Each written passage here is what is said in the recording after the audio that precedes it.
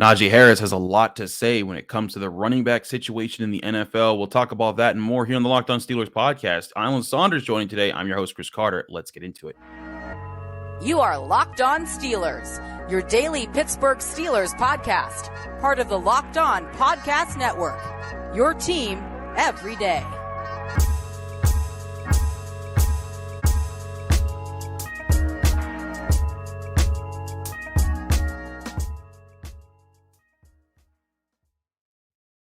Hello and welcome to the Locked On Steelers podcast. I'm your host, Chris Carter, bringing you your daily dose of all things on the Pittsburgh Steelers. As always, you can find the show on your favorite podcasting apps and on YouTube. Like this video if you enjoyed. Subscribe to this YouTube channel to get all of your daily Monday through Friday episodes, as well as our bonus content. We thank you for making the Locked On Steelers podcast your first listen every day, because we're your team every day. And as I said before, we're joined by Alan Saunders of SteelersNow.com. Man, plan.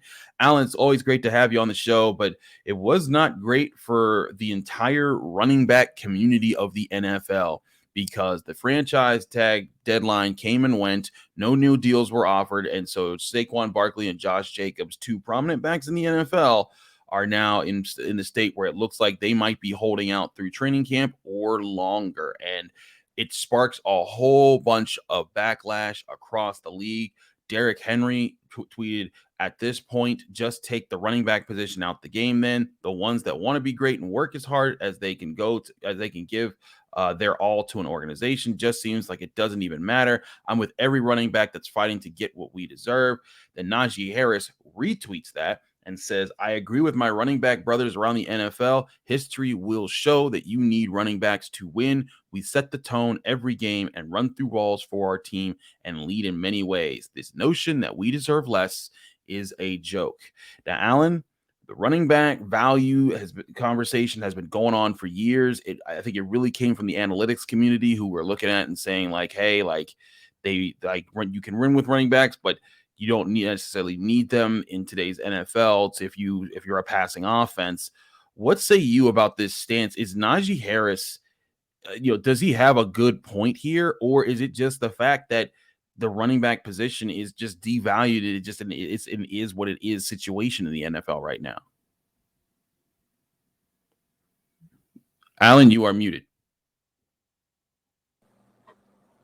Now you're not. No, I'm not. You got me? Yes, all right. I don't know what I did. This is why I chose not to be an NFL running back. This is just, that's why it's the only reason. Why? Always, I thought about it for a while, and then it was like, no. Look, I think this is being overstated a little bit. Both of these guys had franchise tag offers for $10 million a year. We're not talking about guys that aren't getting paid. Okay. I think there's something to be said for what the players are complaining about, but I think the teams are right to question the validity of a long-term contract for running back. They have not shown to be durable enough on the long term, on average, to be worth that kind of investment. That doesn't mean that they're not worth $10 million or maybe even $15 million on a one-year deal. They are. If you could get one of those guys for $10 or $15 million, I think most teams would be like, yes, I will do that. They're worth the money. It's not the money. It's the long-term investment, the length of the investment, the amount of guaranteed money you're putting up against future injury that I think becomes the issue. And I really do think that the value running back conversation has gotten a little bit over its skis. I really do think there is a clear case for, in the draft, not prioritizing the running back position. I think that makes a lot of sense because in the draft, you have the opportunity to get those guys. Look at Broderick Jones. If he turns out to be a good offensive lineman for the Steelers, he could be their left tackle for 15 years. You were just never going to get that from a running back. And so I think that makes some sense. I really don't think what we're seeing from the free agent market makes a lot of sense to me. And obviously, it hasn't been really clear what the contract demands of the players have been. That hasn't really been very well reported. So I don't really know what the Raiders were offering that Josh Jacobs said no to, or what Saquon Barkley would have needed to get to agree to a deal with the Giants. I think it's a very interesting thing that we're having all this drama about what's happening with these players' contracts, and we don't know what the details were, right? Where's that coming from? But Yeah, I think we're over our skis a little bit to say that these guys aren't worth money or they're not worth millions and millions or not help their team. They will. They're very. It's like they're important players. Teams are going to need guys like that to win. It's just, what is the length of time you want to make into investment in a guy that is probably not going to last beyond 30 years old. I think that's part of this. Is there is a medium ground in this conversation, because there are the people who say running backs literally don't matter, because they'll point to teams like the Chiefs and teams like the Patriots who didn't have superstar running backs as they were winning their Super Bowls, and they'll say, "See, you don't need a running back to win the Super Bowl." I mean, if you have Tom Brady and Patrick Mahomes, you don't need much else. I mean, that's another thing, is that like those guys have won a lot of Super Bowls because of who they are, and so just throw them on an offense, and I guess you don't need them. But on plenty of other offenses, you do need running backs to be not just there, but to be good and to hang in there. And I think that some people also point to, well, you can draft like in the 7th round, like get like an Isaiah Pacheco. But again, Isaiah Pacheco ain't doing what he did in an offense without Patrick Mahomes distracting the entire Nobody's picking Isaiah Pacheco over Nick Chubb or Saquon Barkley. Exactly. Like, no one's saying that he's better. He's not. Mm-hmm. And he's not going to get paid like those guys either. It's relative. And I think, I think there's probably a case to be made that right now the franchise tag value for running backs is too low, and that we need to acknowledge that these guys have shorter careers. Yeah. And 1 year of a running back means a lot more to that guy's career income than it does to another position. And so just using the same formula, like what's 1 year to a kicker? He could play for 20 years. Like a running back's got like 6 good ones. So, being able to salary tie those guys for a season, like the franchise tag for running back is too good of a deal for teams right now. That's what the problem is. And you would not, if the franchise tag for these guys was 17 million instead of 10 million, I think they'd be under contract right now. I really do think that. And so I don't think it's this like huge colossal problem. I do think the union and the league should probably take a look at what's happening and find a way to make an adjustment there, where if you increase what the franchise tag is, I think you solve most of these problems. And it's just because that 1 year makes so much of a difference to those guys in their total career earnings that it's not fair that they could be franchise tagged twice. Like that, if you play average running backs, rookie 4 or 5 year deal, and then 2 franchise tags, that's it. That's all they're getting. Like they're not going to go get another deal after that, like another position will. And so I think that we should acknowledge that these guys just don't play as long and find a way to make the whole system a little bit more fair. I don't think the teams are acting out of like prejudice or in a bad way. They're just playing the field as it has been laid out by the rules, and I think that's where the problem is.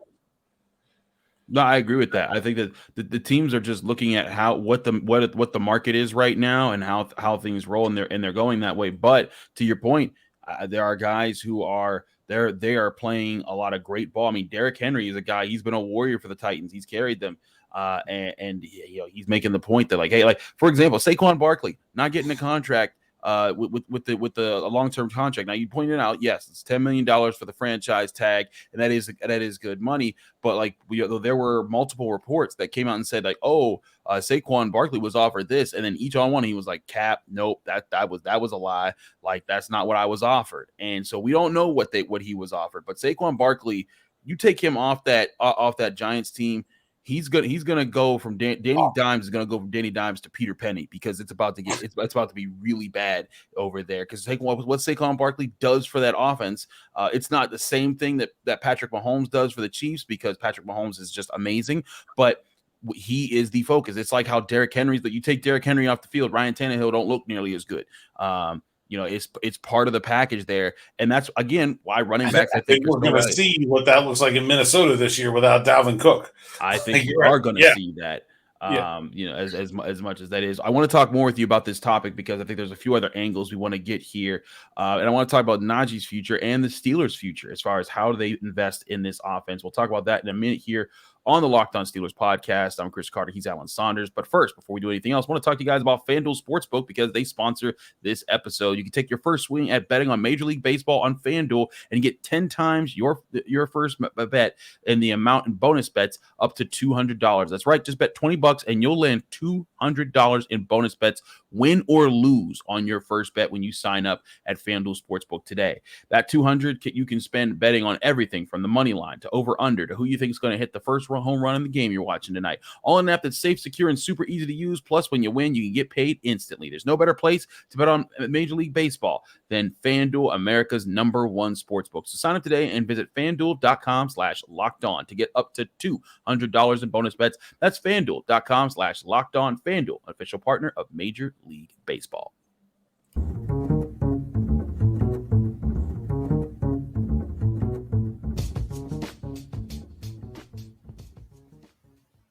Back here on the Locked On Steelers podcast, I'm your host, Chris Carter. He's Alan Saunders of SteelersNow.com. Alan, the running back position, just keeping with this statement here before we focus specifically on Najee Harris.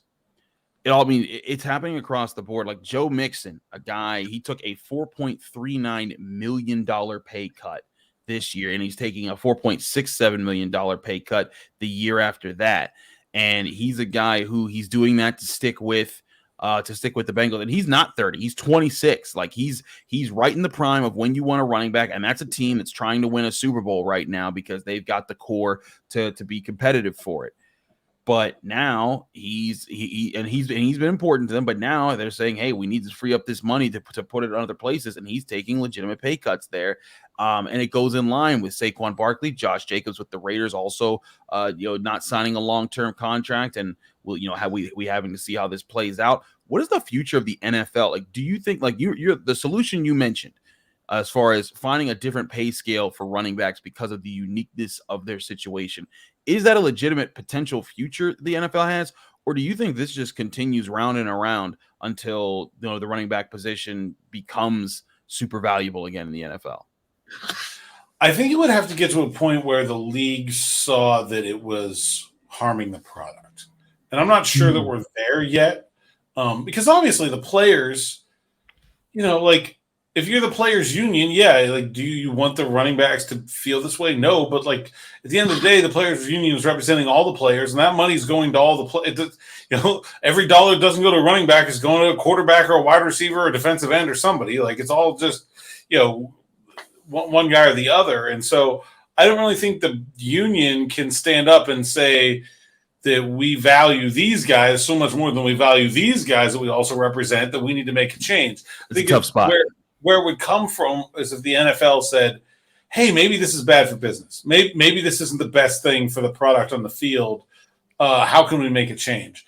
But, I'm pretty sure that these the franchise values are in the CBA. So, I think that would have to be something where the league and the union would have to be in lockstep to make some kind of change. I'm not sure if it will be a quick change. I do think something is possible to make this work down the road, to make things a little bit more fair. I think the real fear, if you're the NFL, is okay, what happens if young guys stop wanting to be running backs? Then how does our game work, right? I think that's the big picture problem that I think the NFL needs to solve. But I wouldn't expect it to be it's not going to be fixed next year. I'd be really surprised if they're able to move something like that quickly, even by the time that we're talking about a contract for Najee Harris. I would be pretty surprised if we're not dealing with the sort of exact same paradigm in place when it comes to running backs and their contracts. Well, that's what I wanted to get to next here is that Naji Harris, that's a legitimate question here. And I want to give a segue. It's a hell of a segue. AI can't do that. This is real professionals here. Exactly, right here. And that was just reading like a book and working there. Now, I will say, we had a question from my man Nathan Glass on this.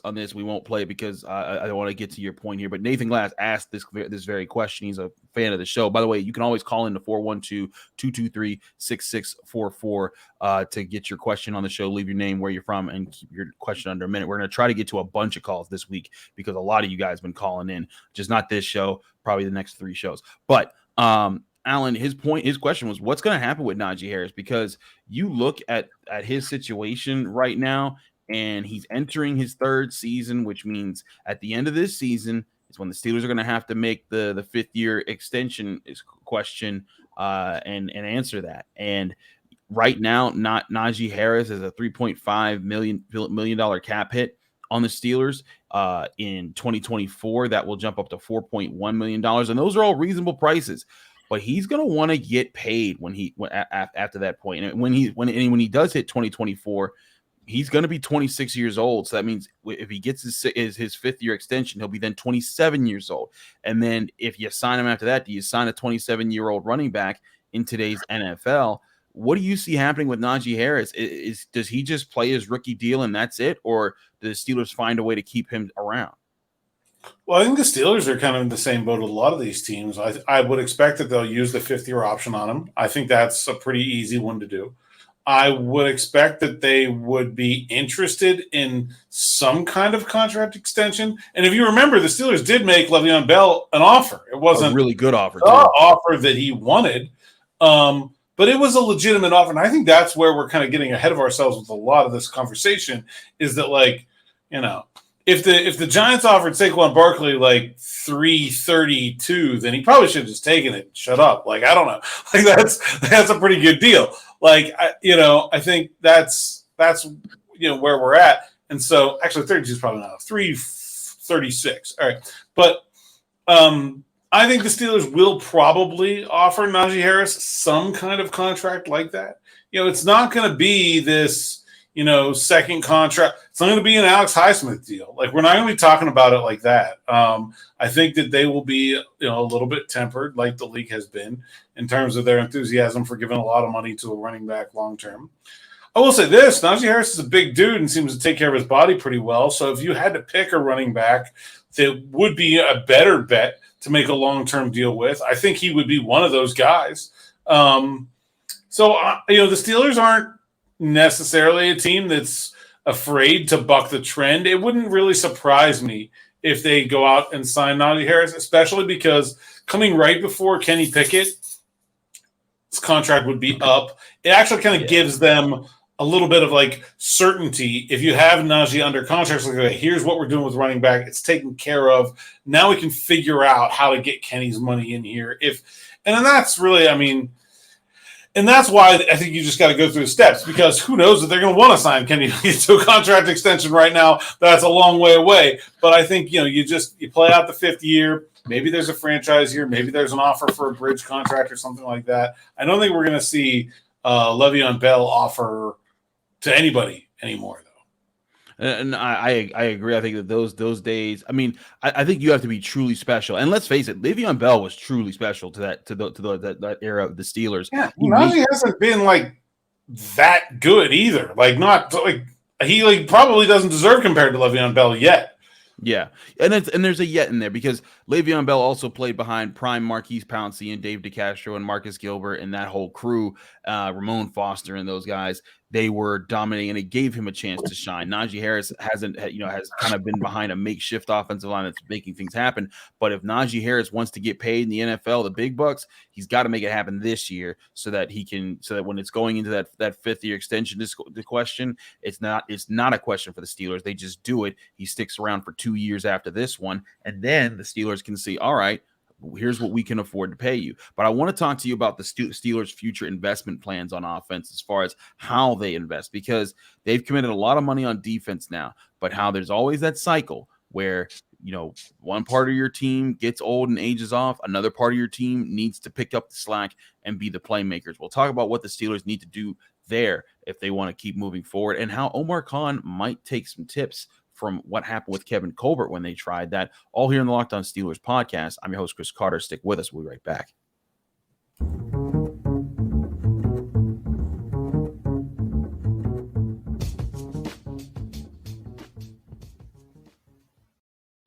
Back here in the Locked On Steelers podcast, I'm your host, Chris Carter, here with Alan Saunders of SteelersNow.com. Alan, want to talk more about the Steelers plan here, because your point about Najee Harris is totally valid and right, and it's right in lockstep with, I think, a lot of people's thoughts, is that right after, if the Steelers were to pay Najee Harris, right after they'd pay him, they'd most like if everything's coming true, you'd want to pay Kenny Pickett, and you'd also want to pay George Pickens.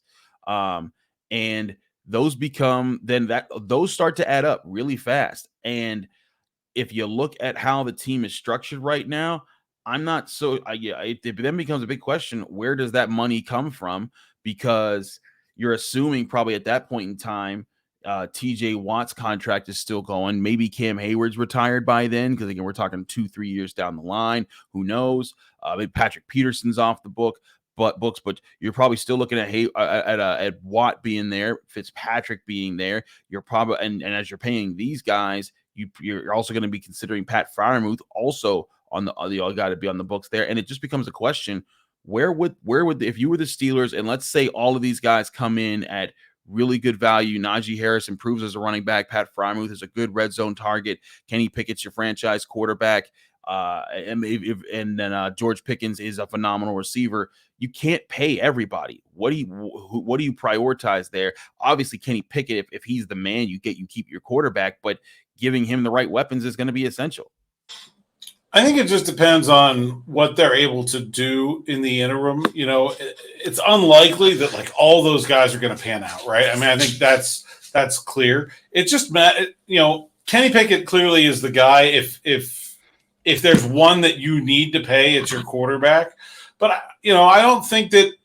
Look, I mean, not like we said, like Naji Harris has not proven that, like without an elite offensive line in front of him, that he can be that guy to carry the load and be productive runner and on a great basis and be, you know, a guy who's like 4 yards or carry or over like an elite running back is. And so I'm not sure that you would prioritize him. I also could say, like, you know, I can pick holes in everybody's game, right? Like George Pickens hasn't proven that he can be an every route receiver and not just a deep threat down the sideline. And Pat Freiermuth is still like not a very good blocker and has a lot of work to do in that area. So I think it's just about who really becomes that player that you feel like you want to prioritize and in what order.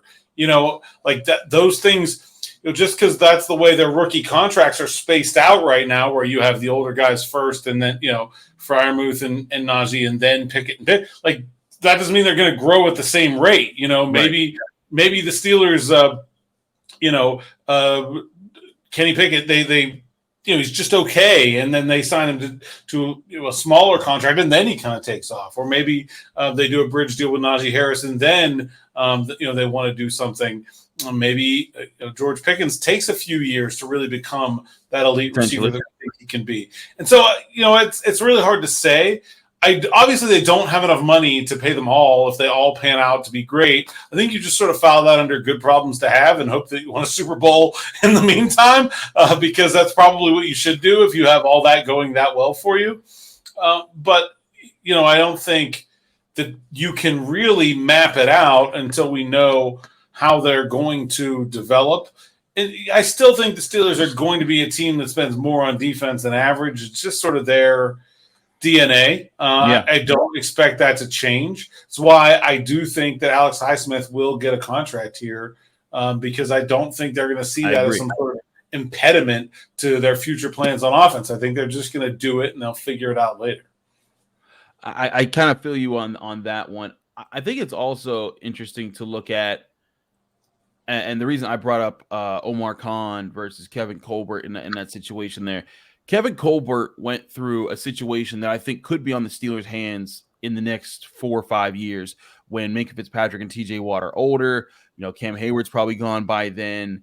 Maybe you're hoping Joey Porter Jr., Alex Highsmith, some of your younger guys are stepping up on defense, but there are going to be legitimate questions as far as how to handle that. And one thing Kevin Colbert did, they tried to, you know, they missed on some picks that if those picks had materialized in the early 2010s, maybe we're talking about things different. You know, they draft Jason Worlds in the second round, looked like he was starting to figure things out, and then he quit, for his religion. And then you draft Jarvis Jones in the first round. If he turns it into a key edge rusher, it was like just kind of an okay pick, you know. Right. So like they missed on some defensive picks, but they were landing the offensive picks to kind of rebuild the offensive line, rebuild the receiver room after Santonio Holmes's problems, and that it kind of became the thing where the Steelers' priorities shifted, or at least their success shifted. They shifted from being one of the top defensive teams in football year in and year out to being an above average to sometimes great offense.